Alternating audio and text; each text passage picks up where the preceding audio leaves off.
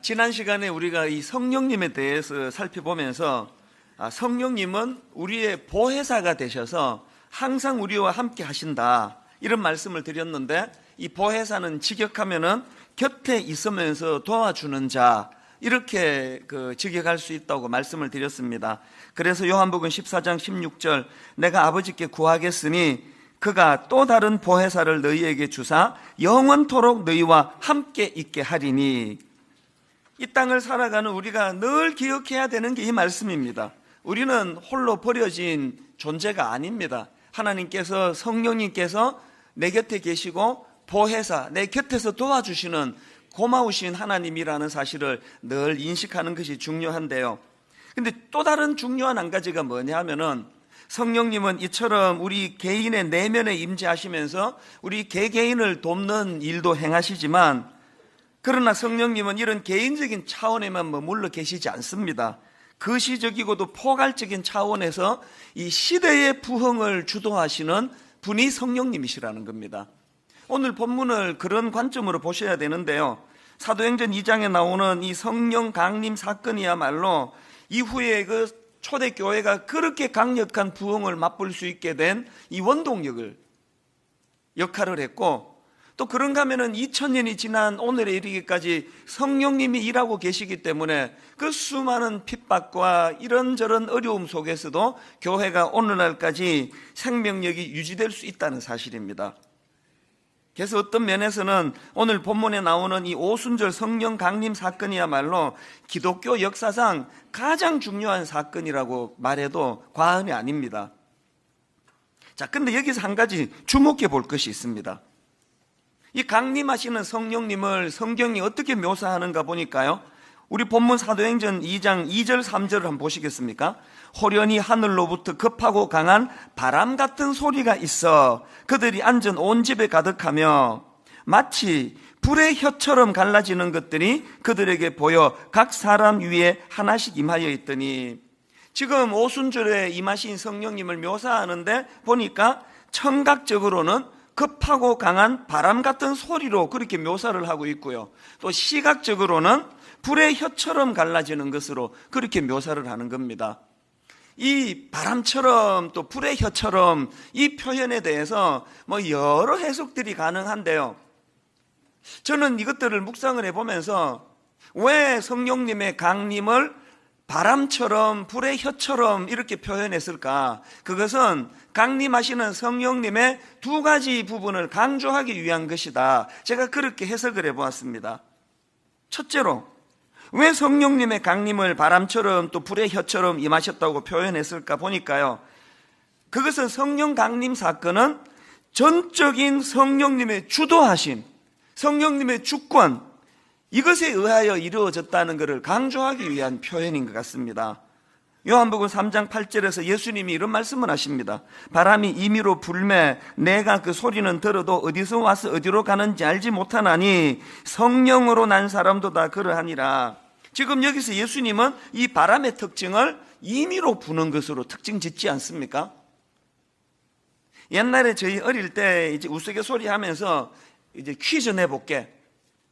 엿장수가 이 가위질을 1분에 몇 번 하는지 아니? 그러면 정답은 엿장수 마음대로. 가위질을 10번 할 수도 있고 100번 할 수도 있고, 그거는 엿장수 임의대로 하는 거예요. 성령님이 바람처럼 임하셨다는 거예요. 바람은 임의대로 분다는 거예요. 여기에서 우리가 깊이 마음에 새겨야 되는 게 뭐냐, 성령님은 우리가 어떻게 조절하고 움직이는 분이 아니라는 거예요. 너무 그 성령의 역사, 은사 막 이런 거를 열망하다가 보면 자칫 그런 우를 범하기가 쉽습니다. 성령님을 마치 내가 부리는 무슨 심부름꾼처럼 오시라, 임하시라, 더 강력하게 임하시라, 그 아주 위험한 발상이에요. 성령님은 우리 같은 인생에 의해서 좌지우지 되시는 분이 아니에요. 단지 은혜를 구할 뿐입니다. 그런가 하면은 두 번째로, 왜 성령님의 임하심을 바람처럼 불처럼 그렇게 임하셨다고 표현을 하셨냐 보니까요, 그것은요, 성령님께서 이처럼 주도적으로 임하시되 강력하게 임하셨다는 것을 강조하기 위한 것이라고 생각합니다. 2절을 다시 한번 보십시오. 호련히 하늘로부터 급하고 강한 바람 같은 소리가 있어 그들이 앉은 온 집에 가득하며, 이 강렬함을 지금 표현하고 있는 거 아닙니까? 3절도 마찬가지입니다. 마치 불의 혀처럼 갈라지는 것들이 그들에게 보여 각 사람 위에 하나씩 임하여 있더니, 이 강력한 임재. 또 4절, 그들이 다 성령의 충만함을 받고, 이런 표현들이 다 강력하게 임하신 성령님을 강조하는 것이라면 오늘 우리가 이 부흥을 인위적으로 할 수 없습니다. 제가 막 인위적으로 뭐 행사하고 이벤트 해가지고 성령 충만 절대 가능하지 않습니다. 온전히 주권은 하나님에게 달려 계시기 때문에 우리는 어떻게 해야 됩니까? 이 초대교회 120여 문도들이 보여준 그 모범이 뭡니까? 하나님 앞에 모여 간절히 기도할 뿐이에요. 우리를 불쌍히 여겨주시고 성령님 우리를 다스려 주시옵소서. 성령님의 임재하심을 매일매일 우리는 간구를 해야 된다는 겁니다. 그래서 제가 오늘 이제 이런 관점을 가지고 이제 임하신 성령님에 대해 좀 살펴보고자 하는데요. 자, 그러면 이렇게 그 인간이 인위적으로 막 꾸며가지고 만들어내는 그런 부흥 말고 정말 주권자 되시는 성령님이 주도하시는 성령의 부흥이 일어난다면 그럼 어떤 변화가 일어나느냐, 이걸 제가 좀 말씀을 드리려고 하는데요. 자, 우리들이 한번 점검해 보시면 좋겠습니다. 내게는 이런 현상이 일어나고 있는가? 그러면 그게 성령님이 주도하시는 부흥입니다. 한 몇 가지로 정리를 해 드리려고 하는데, 첫째로요, 여러분 성령님께서 주도하시는 부흥이 일어나면 어떤 변화가 일어나느냐? 제일 먼저 언어가 변화가 된다는 거예요. 언어의 변화. 언어가 성령님의 통제 아래 놓이는 변화가 일어난다는 겁니다. 4절을 보십시오. 그들이 다 성령의 충만함을 받고 성령이 말하게 하심을 따라 다른 언어들로 말하기를 시작하니라. 저는 이 본문 말씀을 보면서 정말 성령 충만한 사람에게 나타나는 가장 중요한 변화 중에 하나는 내 언어가 성령님에 의해 다스림을 받는다는 거예요. 예수 믿기 전에는 그냥 막 내키는 대로 말하고 막 생각나는 대로 쏟아붓고 막 내키는 대로 글 쓰고 막 그냥 막 그렇게 살았는데, 성령님이 나를 다스리기 시작하면 내 언어가 성령님에 의해 다스림을 받는다는 거예요. 그렇기 때문에요, 아무리 뭐 겉으로 보기에 믿음이 좋아 보여도 그 사람의 언어가 성령님에 의해 다스림을 받지 못하는 사람은 절대로 성령 충만한 사람 아닙니다. 야고보서 3장 3절에 보니까 이런 말을 합니다. 우리가 말들의 입에 재갈 물리는 것은 우리에게 순종하게 하려고 그 온 몸을 제어하는 것이라. 이 우리 언어가 통제받는 것이 얼마나 중요한가를 지금 말을 가지고 비유해서 설명을 하고 있지 않습니까? 그러면서 8절에 보니까요, 혀는 능히 길들일 사람이 없나니 쉬지 아니하는 악이요 죽이는 독이 가득한 것이라. 성령님에 의해 통제받지 않는 그 인생의 이 혀는요, 사람을 뭐 죽이는 거예요. 죽이는 거. 지금 뭐 요즘에 그 아동학대 문제로 막 심각하고, 뭐 누구 집은 애를 이렇게 학대하고 그냥 애를 막 죽게 만들어가지고 뭐 어쩌고 저쩌고 이런 말들이 지금 막 굉장히 우리 마음을 아프게 하는데요, 애를 가지고 몽둥이로 두들겨 패스만이 폭력이 아니에요. 나는 뭐 패지는 않는데요, 너무너무 많은 지금 가정들이 이 언어의 폭력이 얼마나 무섭다는 걸 모릅니다. 성경이 지금 그것을 이야기하고 있지 않습니까? 제가 참 반성을 하는 것은요, 정말 내가 그 젊은 목사 때 말로서 사람들을 다치게 한 적이 참 많다는 생각이 드는 거예요. 그걸 막 굉장히 막 철학이 있고 의식이 있는 것처럼 그렇게 포장해서 말했지만, 여러분, 내 혀가 아무리 그게 뭐 좋은 의미라 할지라도 그것이 성령님에 의해 다스려지지 않는 말은 성령의 말이 아니라는 거예요. 여러분 가정이 정말 행복하기를 원하시면 성령님의 다스림을 받아야 되는데, 남편이 성령님에 의해 언어가 다스려지면서부터 가정의 회복이 됩니다. 우리 집을 보니까 그렇더라고요. 정말 여러분 가정이 회복되기를 원하면 아내들의 입술이 성령님에 의해서 통제되어야 돼요. 막 내키는 대로 말하고. 그래서 믿는 우리는요, 항상 이 멈칫하는 훈련이 필요해요. 이게 나올 때 한번, 이 성령님이 지금 이제 주시는 말씀을 생각하는 시간이에요. 막 생각나는 대로 막 들이퍼붓고 그러고 나가지고는 상대방이 지금 이것 때문에 뭐 죽어 나간다는 걸 전혀 모르는 거예요. 잠언 15장 4절에 보니까요, 온순한 혀는 곧 생명나무지만 패역한 혀는 마음을 상하게 하느니라. 참 재밌는 게 이 부분을 제가 영어 성경으로 보니까요, 이 온순한 혀 할 때 온순을 영어 성경에는 힐링으로 번역이 되어 있는 거예요. 이게 이렇게 번역해도 되는 게요, 원어로 이 단어가 치유하다라는 의미가 내포된 단어예요. 목사님들은 다 이제 신방을 다니시지 않습니까? 교구 목사님들이 그 한약재를 갖고 다닙니까? 그래가지고 마음 힘들면은 이거 그냥 그 달여서 드시라고. 그렇게 안 하잖아요. 딸랑 성경책만 들고 가는데도요, 참 입술이 성령님에 의해서 다스려지는 그 목회자가 신방을 가면은 힐링이 일어나요. 그럼 몇 마디 안 했는데 치유가 생겨요. 용기가 생기는 거예요. 이거 왜 그런 일이 가능하냐? 성령님에 의해서 다스려지는 입술은 거기에 치유 요소가 있다는 거예요. 이런 면에서 예수 잘 믿는다고 하는 우리 모두가 다 자기를 깊이 돌아볼 필요가 있습니다. 제가 이 목회자들을 보니까요, 딱 두 종류예요. 입술이 지혜로운 목회자가 있습니다. 우리 교회 그 부목사님들도 보면은 많은 부목사님들 중에 딱 두 종류예요.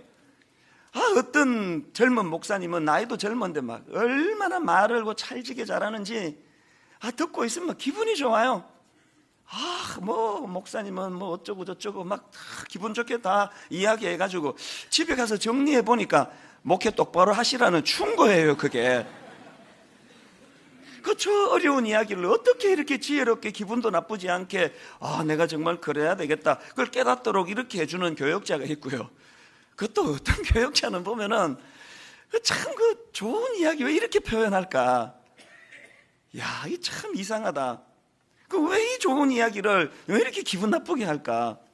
이건 뭐 우리 대부분의 우리 어머니들이 갖고 있는 은사라고 우리 자녀들이 이야기하는데요, 여러분의 아들, 딸들이 여러분에게 늘 신비롭게 생각하는 그거 아닙니까? 우리 엄마는 저 놀라운 말씀을 이렇게 기분 나쁘게 풀어내는 은사가 있다고. 그래서 여러분, 우리가요, 이 입술이 지혜로워지기 위해서는 성령님께 지혜를 구해야 됩니다. 그래서 저는 목회자로서 야고보서 1장 5절 말씀이요, 너희 중에 누구든지 지혜가 부족하거든 모든 사람에게 후히 주시고 꾸짖지 아니하시는 하나님께 구하라, 그리하면 주시리라. 새벽에 일어나가지고 제가 분당 우리 교회를 막 세계에서 제일 좋은 교회 되게 주시옵소서 그렇게 기도 안 합니다. 아버지 이찬수 목사가 막 한국 교회를 대표하는 목사가 되게 해달라고, 그 큰일 날 기도 아닙니까? 저 같은 사람이 한국 교회를 대표하면은 어떻게 되려고요? 그런 거창한 기도 안 합니다. 어린애처럼 기도해요. 하나님, 오늘 제가 11시에 이혼을 앞두고 있는 부부를 만나는데 종이 입술에 지혜가 없습니다. 헛소리가 새어나오지 않도록 성령님께서 제 입술을 다스려 주시옵소서. 종은 미련하지만 제 입에서 나오는 말은 성령님이 주시는 말씀이 되어가지고 이 두 부부가 저 만나고 나면은 이혼하기로 했던 이 생각이 바뀌어지는 은혜가 있기를 바랍니다. 여러분, 지난 14년 동안 그런 일이 몇 번 있었습니다. 수백 번 만나가지고 몇 건 그런 일이 있었습니다. 더 구해야 되겠죠? 오늘 여기에 그래도 말씀을 사모하고 하나님 은혜를 사모하는 성도님들이 모여 계시다면 여러분, 우리 성령님께 항상 이걸 구해야 됩니다. 아버지, 내 입술에 성령님 지혜를 덧입혀 주시되 성령님에 의해 내 말이 다스려지기를 원합니다. 에베소서 4장 29절 30절에 보면은 이 언어 사용 문제가 생각보다 심각합니다. 보십시오. 무릇 더러운 말은 너희 입 밖에도 내지 말고 오직 덕을 세우는 데 소용되는 대로 선한 말을 하여 듣는 자들에게 은혜를 끼치게 하라. 그 다음 보세요. 하나님의 성령을 근심하게 하지 말라. 지난번에 말씀드렸죠. 내 안에 성령님을 근심케 하는 죄악들이 있으면 성령님이 일하지 않으세요. 그래서 회개해야 된다 그랬는데, 이런 차원에서 우리가 회개해야 되는 중요한 것 중에 하나가 언어 사용이에요. 하나님, 제가 생명을 살리는 말을 하지 못하고 이 좋은 말씀을 그냥 상대방의 비수를 찌르는 이런 것으로 하는 저의 악한 언어를 회개합니다. 그래야지만 성령님을 근심하게 하지 않는다는 겁니다. 그런가 하면은 두 번째로 성령님께서 주도하시는 부흥이 일어나면 나타나는 현상이 뭐냐? 하나됨, 분열이 아니라 한 마음을 회복한다는 겁니다. 앞에서 말씀드린 언어의 변화가 이 개인의 변화라고 한다면, 이 두 번째 항목은 공동체의 변화예요. 이 하나됨의 문제, 이게 성령 충만의 증거 중에 하나인데요. 그런데 여러분, 저는 본문에서 굉장히 중요한 한 가지를 발견했습니다. 자, 4절을 한번 보십시오. 그들이 다 성령의 충만함을 받고 성령이 말하게 하심을 따라 다른 언어들로 말하기를 시작하니라. 이게 지금 어떤 상황인가 하면은, 이제 성령 강림 사건을 경험하고 충만해진 사람들이 이제 막 각각의 배우지 않은 외국어로 이제 기도가 터지는 거예요. 여러분, 제가 지금 앞에서 성령님이 주도하시는 부흥이 일어나면은 분열됐던 것들이 하나가 된다 그랬는데, 이건 지금 거꾸로 가는 거 아닙니까? 하나로 기도하다가 성령님이 임하니까 언어가 다 흩어져 버렸습니다. 이게 어떻게 됐느냐? 이게 흥미롭더라고요. 자, 이 부분을 설명한 4절부터 6절을 현대인의 성경으로 한번 보십시오. 그러자 그들은 모두 성령이 충만하여 성령께서 주시는 능력으로 그들도 알지 못하는 외국어로 말하기 시작하였다. 그때 예루살렘에는 세계 여러 나라에서 온 경건한 유대인들이 많이 머물고 있었다. 하늘에서 난 바람 같은 이 소리를 듣고 몰려든 군중들은 각자 자기 나라 말로 제자들이 말하는 것을 듣고 어리둥절하였다. 이게 어떤 상황인지 아시겠죠? 오순절을 맞이해가지고 막 원근각처에서 여러 다른 지역과 나라에서 사람들이 모여들었는데, 지금 성령 충만한 사람들이 각각의 그 배우지 아니한 여러 다른 나라 말로 이제 방언이 터진 거예요. 그러면서 얼마나 다양한 나라에서 왔는지, 얼마나 다양한 언어가 터트려졌는지를 지금 9절부터 11절까지 막 장황하게 묘사를 합니다. 자, 보십시오. 우리는 바데인과 메데인과 엘람인과 메소포타미아, 유대와 갑바도기아, 본도와 아시아, 부르기아와 밤빌리아, 애국가 및 구레네에 가까운 리비아 여러 지방에 사는 사람들로 로마로부터 온 나그네 곧 유대인과 유대교에 들어온 사람들과 그레데인과 아라비아인들이라.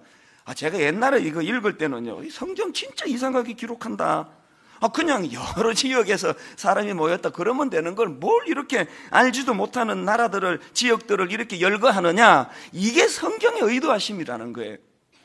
지금 성경이 막 이렇게 장황하게 막 여러 지역에서 모여들었고, 그들의 배우지 않은 언어가 지금 터트려져 가지고 막 다양한 언어로 기도하고 있는 걸 왜 이렇게 강조하는가 하니까, 그들이 그렇게 다양하게 기도를 하는데 격식과 형식과 내용은 다양한데 내용물이 통일을 이루는 거예요. 그게 뭐냐? 11절을 보십시오. 우리가 다 우리의 각 언어로, 여러 다양한 언어로 하나님의 큰 일을 말함을 듣는도다 하고, 여기에서 우리가 알아야 되는 통일성에 대한 오해예요. 우리나라 분들에게 이런 정세가 좀 심한데요, 우리는 그냥 이 획일성을 자꾸 통일성이라 그래요. 그러면 내가 그날 예를 들어서 지금 우리식으로 말하면, 그날 제가 이 독일어로 제가 이제 방언을 받았다 치자고요. 근데 독일어로 막 기도하면 영어로 기도하는 사람들의 기도를 인정을 안 하는 거예요. 저게 무슨 기도냐고. 내가 성령님에게 받은 이 기도만이 참 기도라고. 우리가 오해하면 안 되는 게, 성경이 말하는 통일성은 이런 어떤 격식의 통일이 아니에요. 이런 점에서 저는 마음이 아파요. 많이 아파요. 우리나라는 개개가 참 좋은 분들인데 왜 자꾸 그렇게 헐뜯고 다투고 싸우고. 저는 우리나라가 성장하려면 정말 제대로 된 진보가 더 많이 나와야 된다고 생각합니다. 이 진보가 갖고 있는 그 정신이 얼마나 귀한 생각입니까?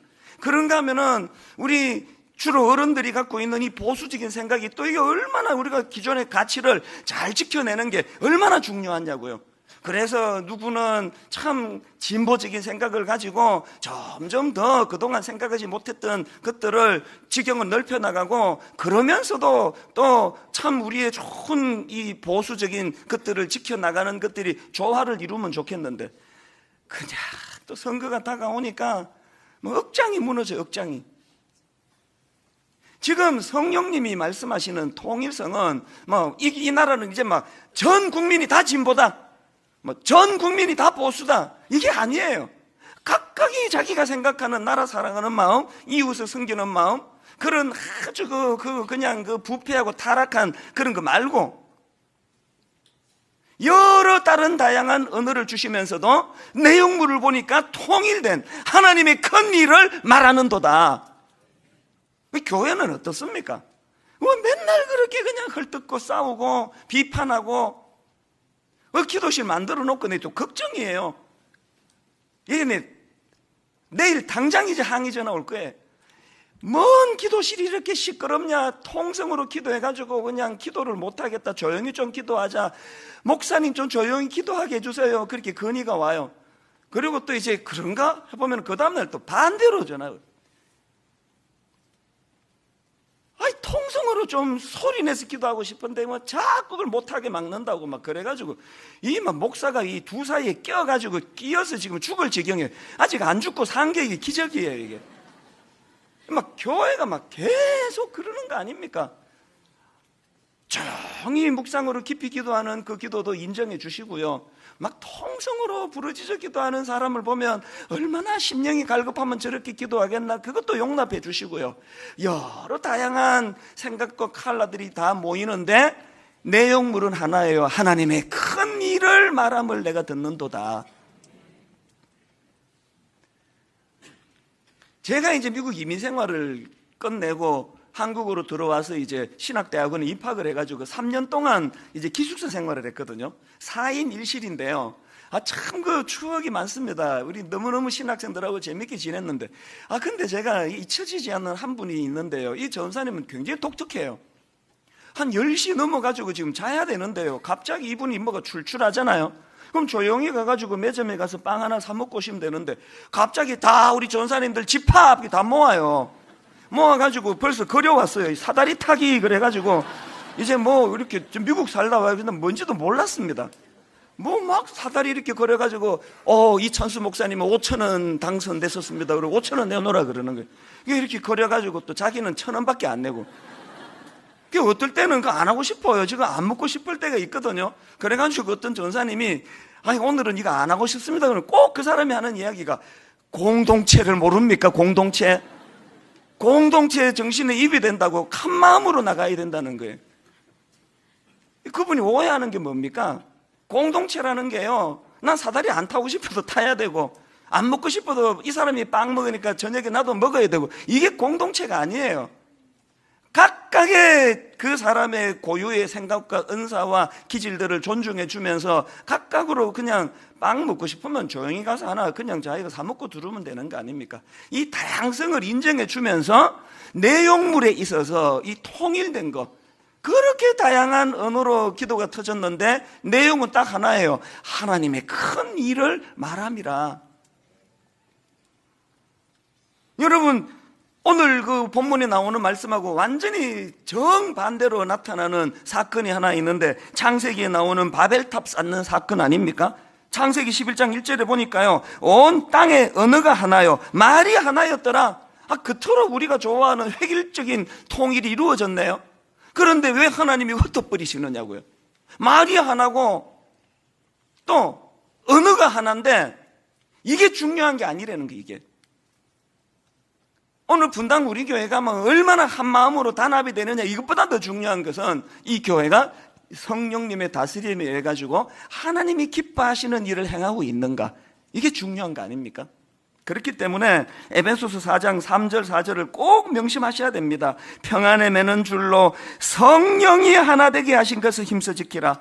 몸이 하나요 성령도 한 분이시니 이와 같이 너희가 부르심의 한 소망 안에서 부르심을 받았느니라. 분당 우리 교회는 물론이고 오늘 여러분 가정 안에서 이 평안에 매는 줄로 성령이 하나 되게 하신 것, 이것을 힘써 지키는 여러분의 가정들이 되기를 바랍니다. 남편과 아내가 성령 안에서 기쁨으로 서로가 하나 되고 한 방향으로 자녀를 양육하고, 그래서 저는 너무너무 혼란한 이 시대이기 때문에 성 프란시스의 평화의 기도가 참 오늘 이 시대에 필요한 기도라고 생각합니다. 주여, 나를 평화의 도구로 써주소서. 미움이 있는 곳에 사랑을, 다툼이 있는 곳에 용서를, 분열이 있는 곳에 하나됨을.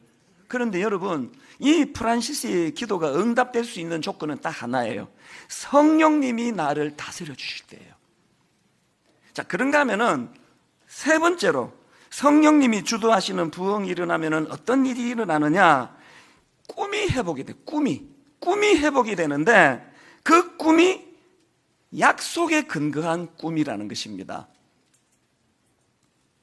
오늘 본문에서 강력한 성령 강림 사건이 일어나는 것을 묘사하는데, 그 앞에 그 성령 강림이 일어나기 전에 1절을 보십시오. 오순절 날이 이미 이르매 그들이 다 같이 한 곳에 모였더니 한 마음이 돼가지고 합심해서 성령 충만을 지금 부르짖고 있는데요. 여러분, 그 120여 문도들이 그렇게 하나님 앞에 성령 강림을 놓고 애타게 기도할 수 있었던 원동력은 어디서 나오느냐?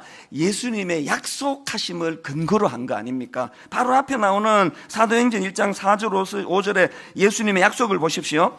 사도와 함께 모이사 그들에게 분부하여 이르시되 예루살렘을 떠나지 말고 내게서 들은 바 아버지께서 약속하신 것을 기다리라. 요한은 물로 세례를 베풀었으나 너희는 몇 날이 못되어 성령으로 세례를 받으리라 하셨느니라.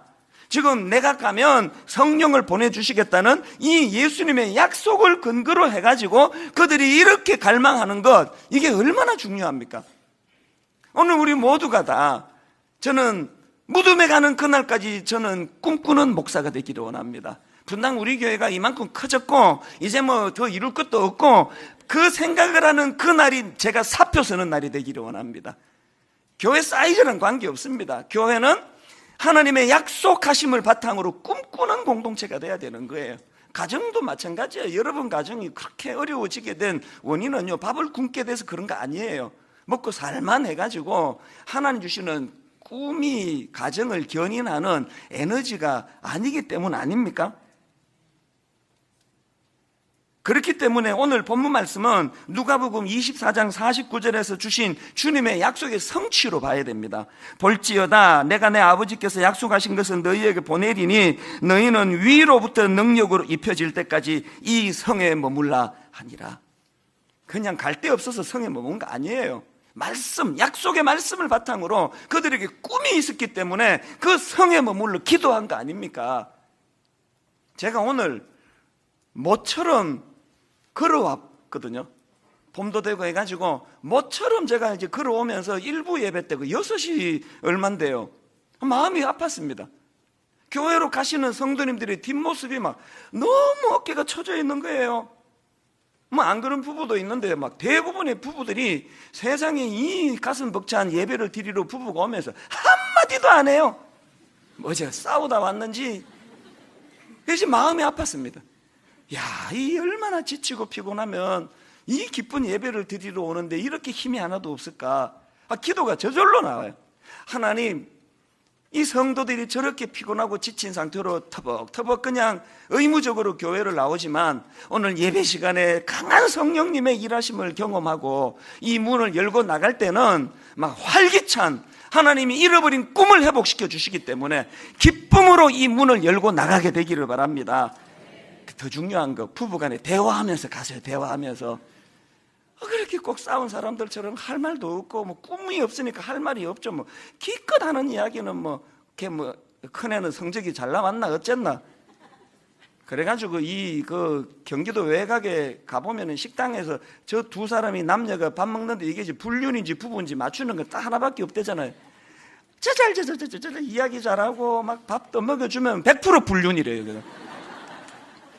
뚱하게 해가지고 그냥 밥 먹는 데만 신경 쓰고 있으면 그건 부부라는 거, 가슴 아픈 이야기 아닙니까?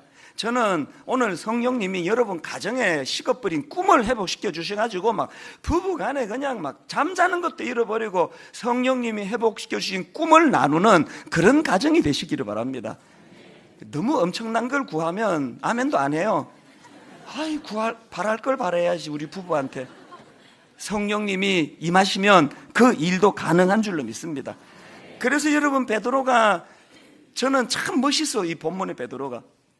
그렇게 성령 충만으로 배우지 않은 언어를 가지고 그렇게 뜨겁게 기도를 하니까 어떤 사람들은 또 삐딱하게 그걸 보면서 이게 지금 세술에 취해가지고 그렇다고 이야기하니까 베드로가 바로 뭐라고 이야기를 하느냐.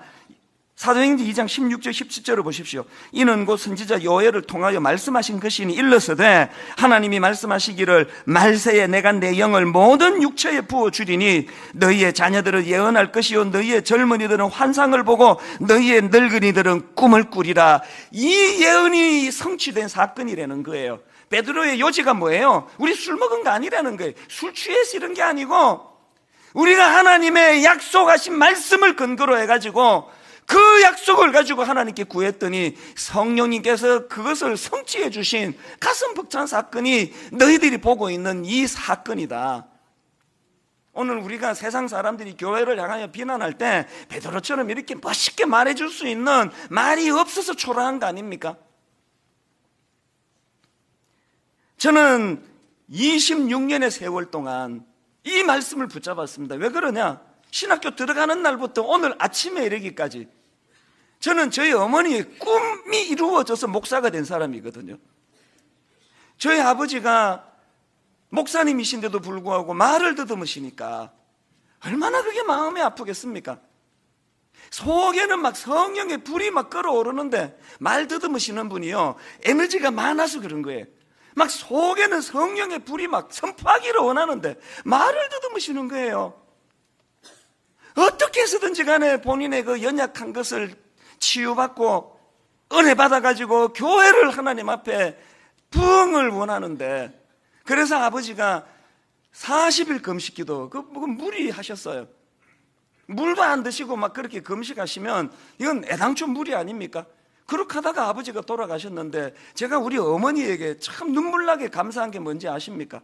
그런 가슴 아픈 현실 앞에 남편이 교회 부흥을 부르짖다가 돌아가셨는데 이거를 한으로 그것을 그냥 절망으로 떨어지지 않고, 저희 어머니는 그 가슴 아픈 아버지 돌아가시는 사건을 약속을 바탕으로 한 성령 유시는 꿈으로 승화시킨 거예요. 그래가지고 늘 저보고 네가 아버지 뒤를 이어서 목사가 돼야 되겠다. 나는 막내인데도 자꾸 나보고 목사가 되라 그래서 좀 마음이 힘들었습니다. 네 아버지가 기도하다가 돌아가시는 영광은 누렸지만 기도하다가 돌아가셨기 때문에 목회의 열매를 못 거둔 거 아니니 자식이 네가 아버지 뒤를 이어가지고 목회 열매를 네가 거두어야 되겠다. 난 어머니를 이해를 못했습니다.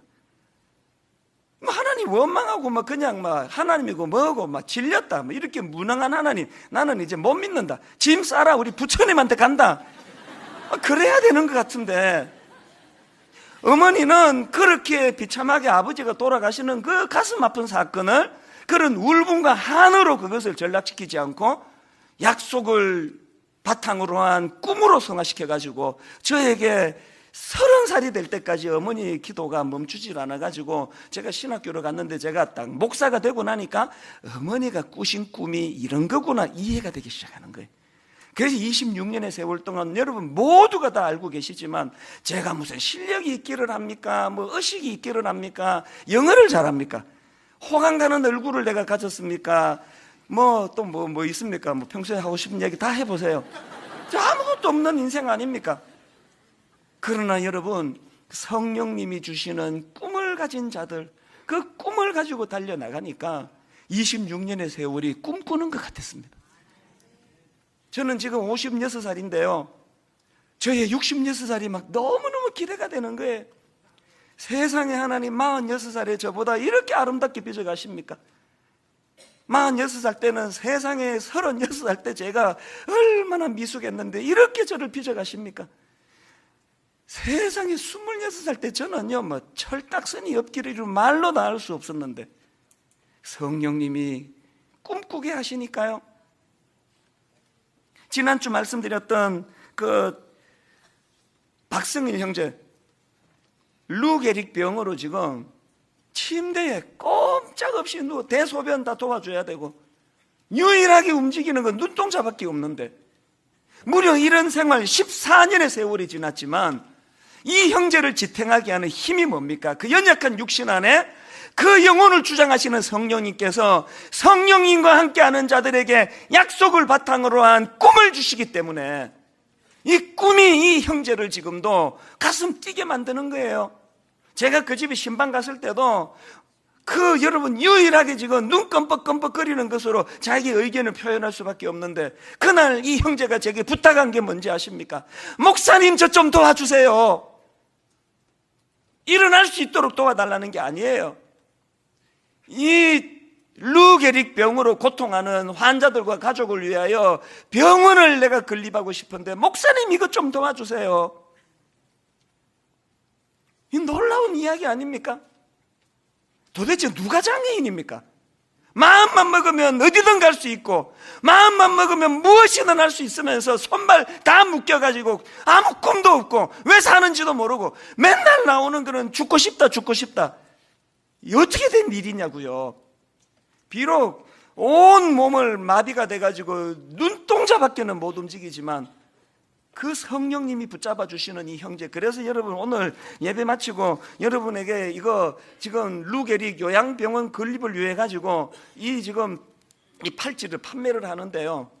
뭐 아까 예배 마치고 막 불티나게 팔리는 거 보고 막 가슴이 너무 뜨거워요. 그 형제는 지금도 누워 있는데 방 안에 교통하게 하시는 성령님이 우리들의 마음을 움직여 이 꿈을 같이 꾸는 거예요. 지난 특세 마치고 교구 목사님한테 메일이 왔습니다. 자기 교구에 어느 약국을 하는 집사님이 계시는데 특세 마지막 날에 은혜를 많이 받았다는 거예요. 그래서 좀 장학금을 좀 헌금을 하고 싶다 연락이 와서 제가 전화를 드렸습니다. 그랬더니 이분 하시는 말씀이 약국을 하면서 꿈을 하나님 앞에 어떤 그 기도를 드렸냐 하면 이렇게 수익금이 생기면 뭐 여러 가지 좋은 데 쓰겠지만 그 중에 사람을 키우는 이 장학금을 내가 헌금을 하겠습니다. 그랬는데 그거를 못했다는 거예요. 그날 은혜를 받고 제가 설교 중에 하나님 앞에 드린 약속은 지켜야 한다 이런 요지의 설교를 듣고 그분이 마음에 이제 부담을 느껴가지고 목사님 이제 내가 하나님께 약속을 지키고자 합니다. 그러면서 장학금으로 5천만 원을 주셨어요. 공교롭게도 바로 얼마 뒤에요. 에듀투게더라고 아시죠? 가난해가지고 과외를 받을 수 없는 이 가난한 집 아이들을 지금 우리 성도님들이 눈물나게 지금 과외를 시켜가지고 이제 걔들이 대학도 들어가고 꿈도 회복하고 그러는데요. 그 중에 한 아이가요, 지금 서보원이라는 학생이 있는데 이 친구는 지금 뭐 과외 하나 받을 수 없는 가난한 집안에서도 성령 주시는 꿈, 또 어른들을 통해 전달된 그 꿈 때문에 놀라운 일이 벌어진 거예요. 이 형제가요, 호주 웨스턴 시드니 대학 경영학과에 유학을 가게 됐습니다. 그 귀한 1억의 헌금 중에서 900만 원을 가지고 이 형제를 후원을 하게 된 거예요. UCLA로 유학을 간 자매를 이 헌금을 가지고 도왔고요. 제가 왜 이걸 상세하게 말씀을 드리느냐, 기왕에 지금 저희가 이 헌금 장학금 아니라도요 연 3억에 가까운 장학금을 쓰지만 인물을 키워내는 꿈을 심어주는 장학금을 만들고 싶은 거예요. 우리 홈페이지에 계좌번호 하나 만들어 줄 테니까요, 여러분 이 시간 성령님이 같은 꿈을 꾸게 하신다면, 우리 사람 키우는데 가난해가지고 꿈을 못 꾸고 태어나 보니까 흙수저네 흙수저, 개천에서 용나는 일이 없대는데 이런 우리 청소년들에게, 이런 젊은이들에게 먼저 우리가 성령님으로 잃어버린 꿈을 회복하고 그 꿈을 우리 다음 세대에 전해주는 그런 교회가 되기를 간절히 원합니다. 결론을 맺으려고 합니다. 바로 어제 늦은 오후에요.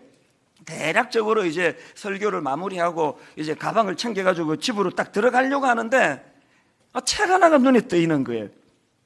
출판사에서 가끔씩 이제 그 신간이 나오면은 이제 보내주시는데요. 그래서 이제 그냥 뭐 당장 필요한 책이 아니라서 거기 그냥 방치를 해둔 책이에요. 어제 딱 나가는데 그 책이 눈에 확 들어오는 거예요. 놀랍게도 책 제목이 뭔지 아십니까? 교회 다시 꿈꾸다. 아직 저 내용 못 읽어봤는데요.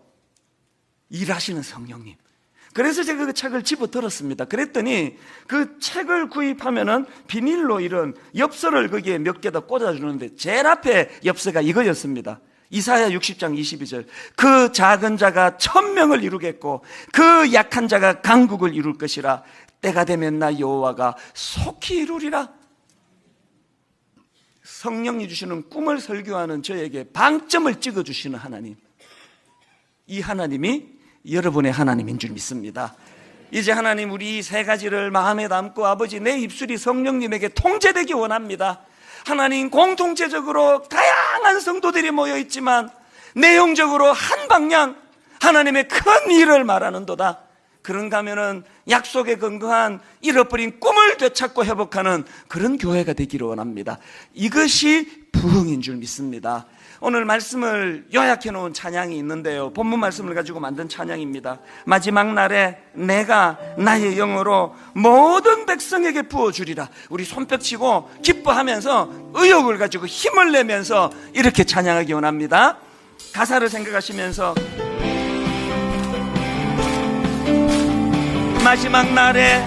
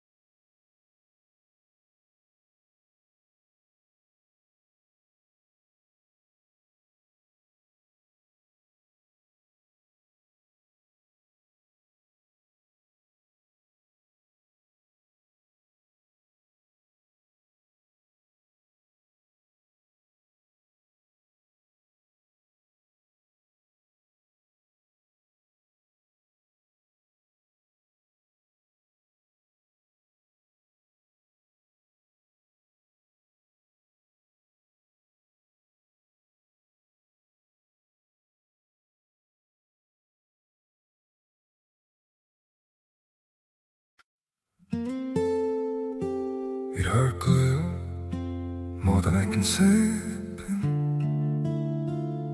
but maybe love isn't holding on. Maybe it's knowing when to walk away.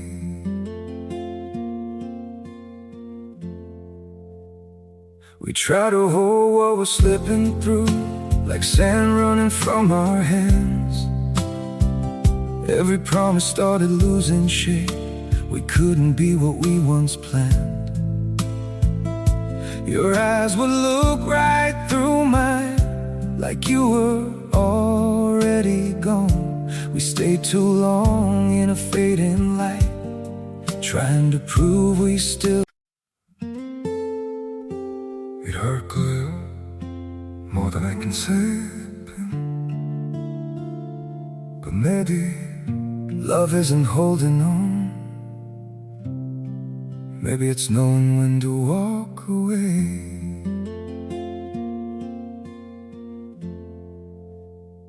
We try to hold what we're slipping through like sand running from our hands. Every promise started losing shape.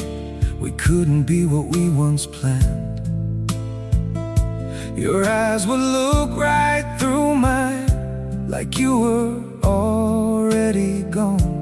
We stayed too long in a fading light, trying to prove we still. It hurt 거예요 more than I can say, but maybe love isn't holding on. Maybe it's knowing when to walk away.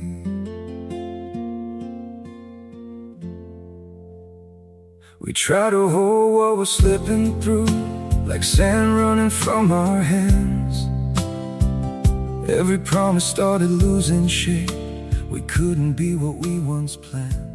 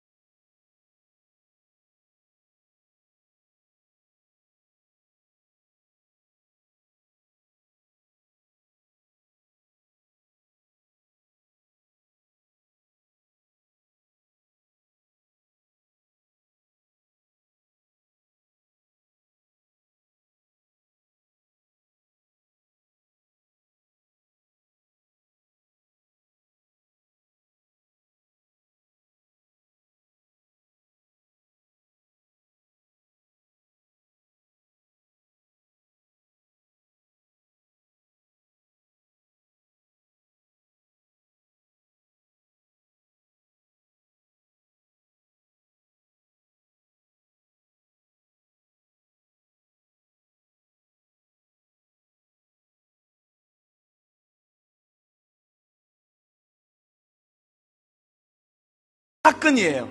논리가 아니고 이론이 아닙니다. 바로 이 시간에 문을 열고 들어올 때 마음이 답답하고 우울하고 뭔 일로 그렇게 낙심했는지는 모르지만 의욕을 잃어버리고 꿈을 잃어버린 그 성도님에게 성령의 임하심으로 말미암아 약속을 근거로 한 꿈이 회복이 되어가지고요, 저희 어머니처럼 갑자기 예고 없이 남편이 돌아가시는 절망적인 일조차도 이것이 약속을 근거로 한 꿈을 품는 재료가 될 수 있도록 하는 것, 이것이 신앙생활입니다. 우리 한번 다 자리에서 일어나셔서 하나님 앞에 은혜를 구하면서 다시 한번 마지막 날에 내가 나의 영으로 모든 백성에게 부어주리라, 이게 하나님의 약속이거든요. 하나님의 약속의 말씀을 근거로 한 꿈을 꾸는 시간이 되기 원합니다. 우리 다시 한번 더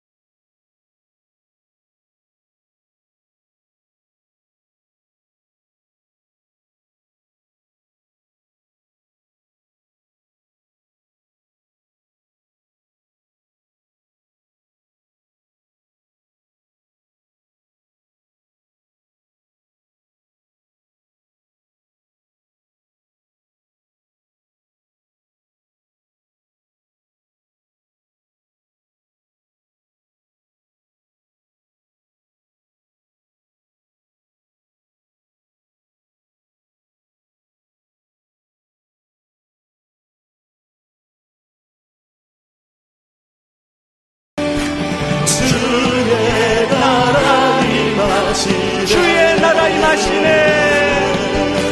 주의 나라 임하시네.